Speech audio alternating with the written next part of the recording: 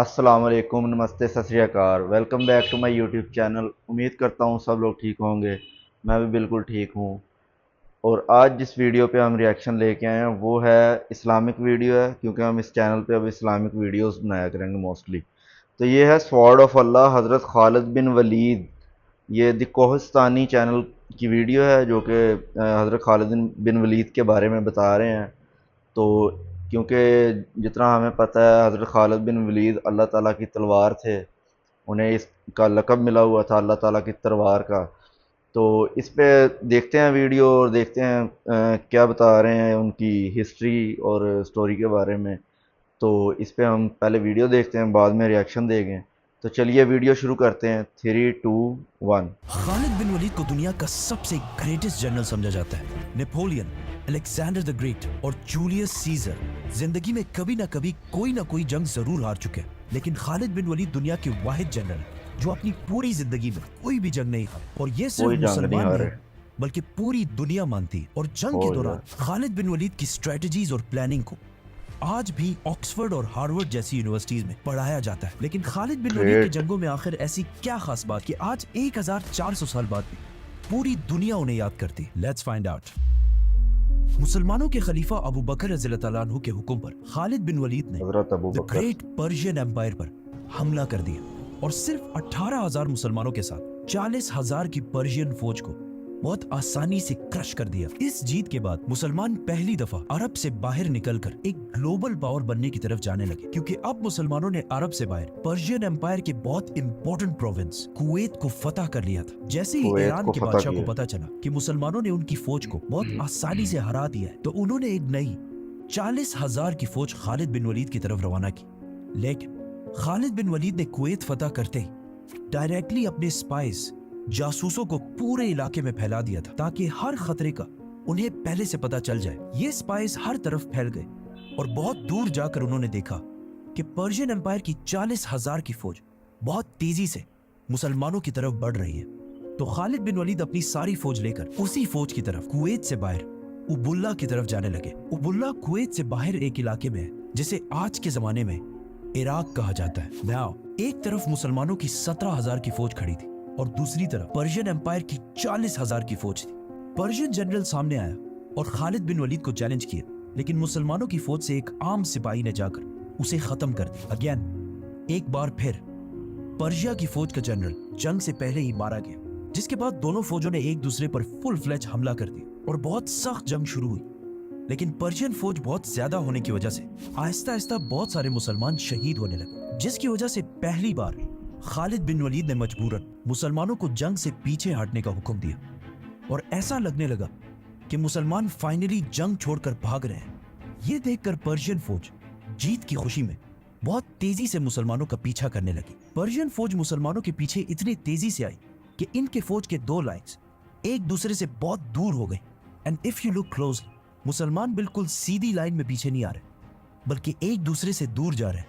आखिर पर्शियन फौज मुसलमानों का पीछा करते करते एक दूसरे से इतने दूर हो गए कि उनकी आर्मी एक नहीं बल्कि कई छोटे छोटे ग्रुप्स में बट गई और उनकी फौज के दरमियान दो बड़े गैप्स बन गए। और इसी टाइम का खालिद बिन वलीद इंतजार कर रहे थे। एंड नाउ अचानक खालिद बिन वलीद अपने घुड़सवारों को लेकर इन दो गैप से आगे बढ़े और पर्शियन फौज के सेंटर को घेर लिया और आहिस्ता आहिस्ता उन्हें क्रश करने लगे। और फिर इसी तरह बाकी फौज को भी क्रश कर दी। पर्शियन फौज की पिछली लाइन ने देखा कि वो ये जंग हार चुके हैं, तो वो जंग छोड़कर भागने लगे। लेकिन एज वी नो, उनका आर्मर हमेशा बहुत भारी होता था, तो ज्यादा दूर जाने से पहले ही मुसलमान उन तक पहुंच गए और उन्हें भी खत्म कर दी। और इस तरह पर्शियन एम्पायर की एक और बहुत बड़ी फौज खालिद बिन वलीद ने क्रश कर दी। ये जंग कुवैत से बाहर इराक के अंदर हुई।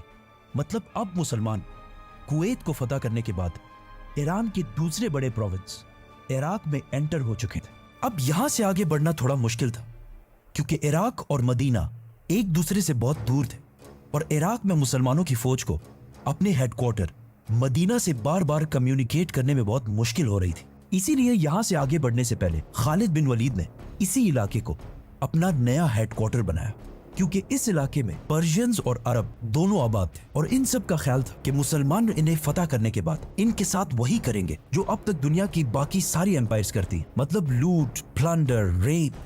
लेकिन खालिद बिन वलीद ने अबू बकर रज़ियल्लाहु ताला अन्हु के हुक्म पर इस इलाके की सारी प्रॉपर्टीज उन्हीं लोगों को वापस कर दी और किसी से भी जबरदस्ती कोई भी चीज नहीं छीनी, और बहुत तेजी से इस इलाके में बहुत सारी अदालतें, कोर्ट्स बनाए और इन कोर्ट्स में जजेस बड़े बड़े सहाबा को बनाए, जिसकी वजह से बहुत तेजी से इस इलाके में पहली बार जस्टिस, इंसाफ कायम होने लगा। इसके बाद खालिद बिन वलीद उनके मार्केट्स और बिजनेस की तरफ आए और सबसे कहा कि बिजनेस उसी तरह जारी रखो जिस तरह इससे पहले था, लेकिन आज के बाद यहाँ सूद कोई भी नहीं लेगा।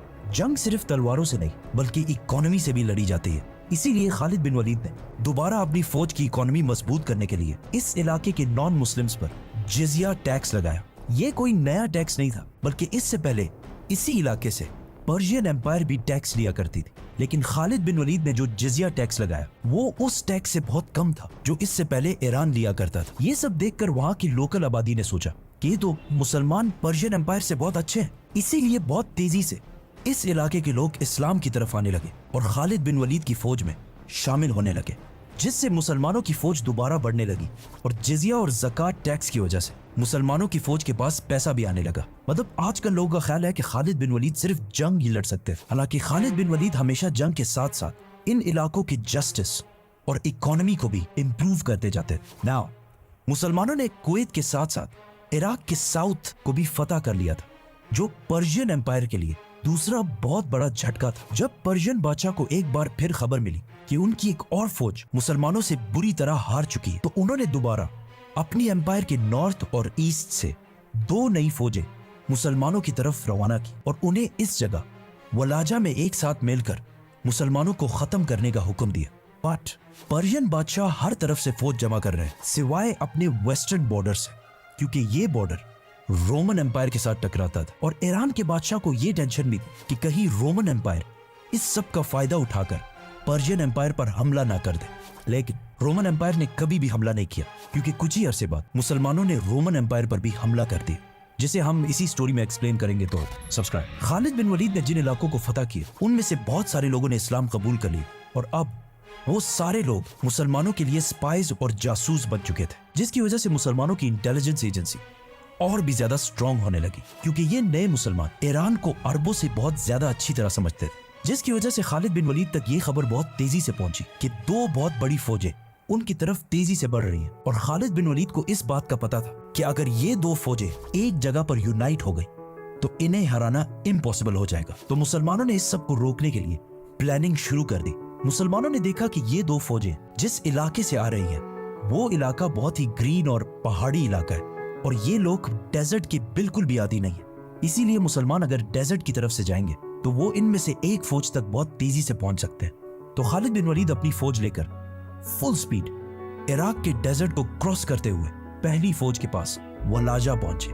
मुसलमानों और पर्शियंस की पहली फौज वलाजा में आमने सामने हुई। पर्शियन फौज का जनरल ये देखकर हैरान हो गया कि जितना उसे बताया गया था उससे तो मुसलमानों की फौज बहुत ही कम है। मतलब मुसलमानों में ज्यादा पैदल सोल्जर्स हैं और घोड़े वाले तो बहुत ही कम है, जिसकी वजह से इस फौज में जीतने की काफी होप पैदा हुई। पर्शियन फौज से उनका चैंपियन सामने आया, जिसे उसकी बहुत बड़ी और स्ट्रॉन्ग बॉडी की वजह से पर्शियंस ने फारसी में एक बहुत मशहूर नाम दिया था, 1000 मर्द, जिसका उर्दू और हिंदी में मतलब है 1000 मर्द। खालिद बिन वलीद उस चैंपियन से लड़ने गए और कुछ ही टाइम उसे मार दिया, जिसके बाद दोनों फौजें जंग के लिए तैयार हुई। लेकिन काफी टाइम गुजरने के बाद भी ईरान की आर्मी अपनी जगह पर ही खड़ी रही, क्योंकि वो ज्यादा से ज्यादा टाइम वेस्ट करना चाहते थे ताकि उनकी दूसरी फौज उनकी मदद के लिए पहुंच सके। लेकिन मुसलमानों का प्लान तो ये था कि उन्हें यूनाइट होने से पहले ही खत्म कर दिया जाए। इसीलिए मुसलमानों की फौज बहुत कम होने के बावजूद खालिद बिन वलीद ने उन्हें हमले का हुक्म दिया। मुसलमानों और पर्शियंस की एक बार फिर बहुत सख्त लड़ाई शुरू हुई और बहुत टाइम गुजरने के बाद भी बिल्कुल समझ नहीं आ रही थी कि कौन जंग जीत रहा है। लेकिन अचानक पर्शियन जनरल ने अपनी फौज के लाइंस को बदला और नए फ्रेश लोगों को सामने कर दिया। अब इनसे दोबारा लड़ने की मुसलमानों के पास बिल्कुल ताकत नहीं थी, जिसकी वजह से दोबारा बहुत सारे मुसलमान आहिस्ता आहिस्ता शहीद होने लगे। और ये सब देखकर आखिर खालिद बिन वलीद ने मुसलमानों को पीछे हटने का हुक्म दिया, जिससे मुसलमान अगेन जंग से आहिस्ता आहिस्ता पीछे हटने लगे। लेकिन आखिर इतना पीछे चले गए कि ये फौज बिल्कुल पहाड़ तक पहुंच गई, जहां से और पीछे जाना इम्पॉसिबल था। और आखिर ईरान की पूरी फौज ने मुसलमानों पर हमला कर दिया। लेकिन अगर आप गौर से इसे देखें तो मुसलमान अगेन एक स्ट्रेट लाइन में पीछे नहीं हट रहे, बल्कि सिर्फ मुसलमानों का सेंटर पीछे हट रहा है और मुसलमानों की लेफ्ट और राइट बिल्कुल मजबूती से अपनी जगह पर खड़े हैं, जिससे आहिस्ता आहिस्ता इस जंग में एक गोल सर्कल बन रहा है जिसका अब तक पर्शियंस को बिल्कुल भी अंदाजा नहीं था। जैसे ही सर्कल कंप्लीट होने लगा